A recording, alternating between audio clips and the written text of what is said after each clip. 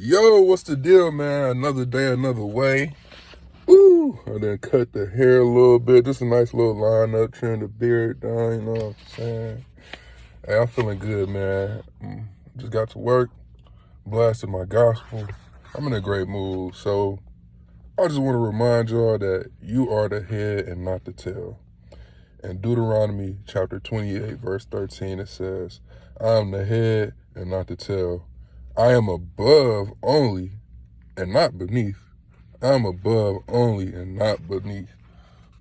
You are the head of your life. You can make your own decisions. You can make your own choices, and you determine the outcome of your life. You can determine how you gonna react. Well, you don't want to react. You want to respond. You can determine how you can respond, no matter what the situation is, no matter where your life looks.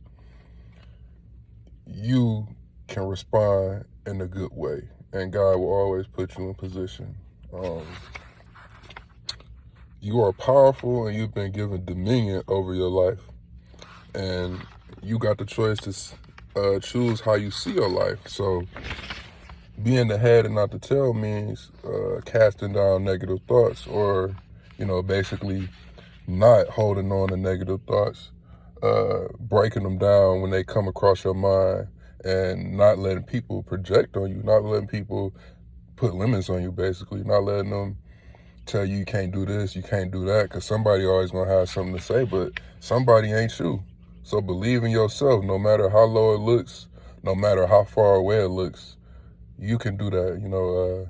God gives you a purpose, or God gives you goals and visions, and sometimes you don't, or most of the time you don't know exactly how you can get there, and planning is always good. It's good to plan, it's good to set your intentions, but God gives you those visions, and he gonna show you how to get there. So you don't necessarily need to know how to do it. You just gotta continue to lay those bridges. You gotta continue to put that work in daily, day in and day out, and sometimes you're gonna have to strain for it. Like me personally, still in school, still studying this stuff, working full time. I say it all the time, but like, yo, I gotta go ahead and work a 8-hour shift, try to go to the gym, try to cook, try to take care of myself. And then I might be up to like 12 at night studying just so I can stay on top of it.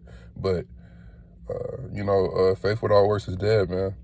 Faith without works is dead. Like, you can complain about how hard life is or how many obstacles are in the way, but really only you can stop you.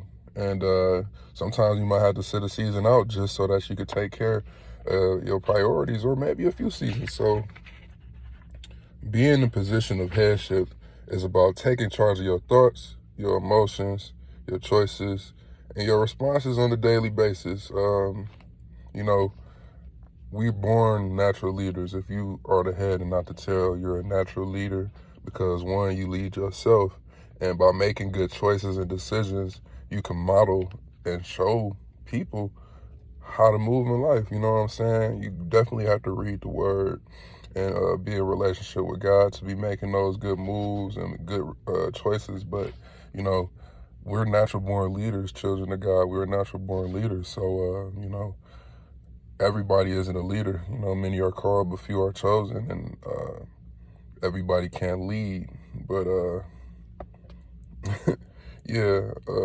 So being the head means that you can come up out of any circumstance. So looking at my notes, I'm gonna talk about the story of Joseph. So Joseph had the gift of being able to see dreams, and he was thrown in prison, and thrown in prison wrongfully, and years and years went by. He kept interpreting people's dreams while he was in prison. And we all have a gift from God, and we got to continue to work that gift no matter what it is.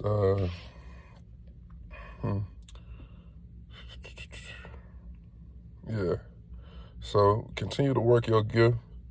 And Joseph was in the prison, I forget how many years, but basically the king was looking for someone to tell him what a dream. And I'm pretty sure that the king had a dream about the kingdom going into failure. Basically, it was going to be 7 years of prosperity and 7 years of drought. And Joseph was the one who was able to tell him that. So the king and the kingdom was able to prepare and save. So in those 7 years of drought, they wouldn't be suffering, they wouldn't be hungry. And, they saved and stored up due to Joseph interpreting that. And his gift made room for him. He was down in bondage. He was held down in prison for years for no reason. But despite that, he was still the head and not the tail. He still had a gift on him. He still was able to use his gift to get him out of a bad position. So no matter what your position look like, you might go through a season of bondage and, just being in an unfair position in life. And you just got to continue to have that faith to make it through. And yeah, man.